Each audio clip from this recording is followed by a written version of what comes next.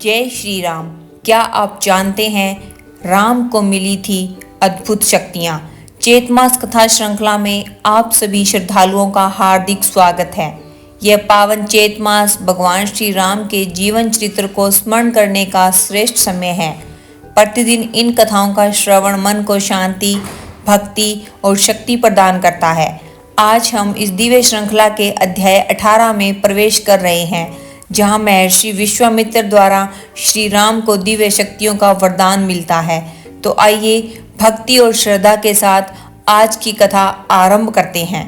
अयोध्या से लगभग 1.5 योजन दूर पवित्र सरयू नदी के दक्षिण तट पर महर्षि विश्वामित्र श्री राम और लक्ष्मण के साथ पहुंचे। वातावरण शांत, पवित्र और दिव्य ऊर्जा से भरा हुआ था। महर्षि विश्वामित्र ने मधुर वाणी में श्री राम से कहा, वत्स राम, अब तुम सरयू के पवित्र जल से आचमन करो और विलंब किए बिना बला और अतिबला नामक दिव्य विद्याओं को ग्रहण करो। इन विद्याओं के प्रभाव से तुम्हें कभी थकान, रोग या चिंता का कष्ट नहीं होगा। तुम्हारा तेज और रूप सदा अटल रहेगा। निंद्रा या असावधानी में भी कोई राक्षस तुम्हारा कुछ नहीं बिगाड़ सकेगा और इस पृथ्वी पर कोई भी तुम्हारे बल की बराबरी नहीं कर पाएगा। उन्होंने आगे कहा, हे रघुनंदन, इन विधाओं के अभ्यास से तुम तीनों लोकों में अद्वितीय हो जाओगे।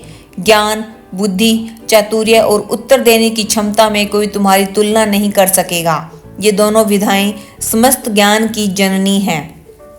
श्री राम ने विनम्रता से आचमन किया और पवित्र होकर उन दिव्य विधाओं को ग्रहण किया। विद्या प्राप्त करते ही उनका तेज शरद ऋतु के सूर्य के समान प्रकाशित हो उठा। उस रात्रि तीनों सरयू तट पर विश्राम करने लगे। राजमहलों में पले दोनों राजकुमार तिनकों की शैया पर सोए, परंतु उनके चेहरे पर संतोष और शांति थी। प्रातःकाल होते ही महर्षि विश्वामित्र ने प्रेम पूर्वक कहा, हे राम, उठो, संध्या का समय हो रहा है, नित्य कर्म पूर्ण करो। राम और लक्ष्मण ने स्नान कर देवताओं का तर्पण किया और गायत्री मंत्र का जप किया। इसके बाद वे आगे बढ़े और गंगा तथा सरयू के पावन संगम पर पहुंचे। वहां उन्होंने एक दिव्य और पवित्र आश्रम देखा, जहां महर्षि तपस्या में लीन थे। श्री राम ने विनम्रता से पूछा, हे भगवान, ये किसका आश्रम है? महर्षि विश्वामित्र ने मुस्कुराते हुए कहा, हे राम, यह वही स्थान है जहां भगवान शिव ने घोर तपस्या की थी। एक समय कामदेव ने भगवान शिव की तपस्या भंग करने का प्रयास किया।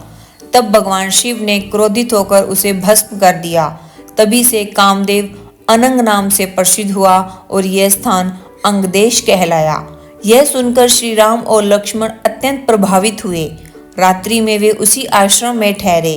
वहां के मुनियों ने उनका आदर सत्कार किया, कथा वार्ता द्वारा उनका मनोरंजन किया और सभी ने मिलकर संध्या वंदन किया। पूरी रात दिव्य वातावरण में बीती।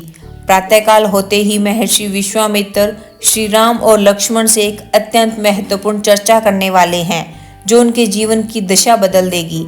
इस रहस्य को जानने के लिए जुड़े रहिए हमारी अगली कथा के साथ। अगर आपको यह कथा पसंद आई हो तो इसे अवश्य शेयर करें। ऐसी ही और दिव्य, भक्ति से भरपूर और ज्ञानवर्धक कथाओं के लिए जुड़े रहिए कथा कहानी 13 के साथ। जय श्री राम। धन्यवाद।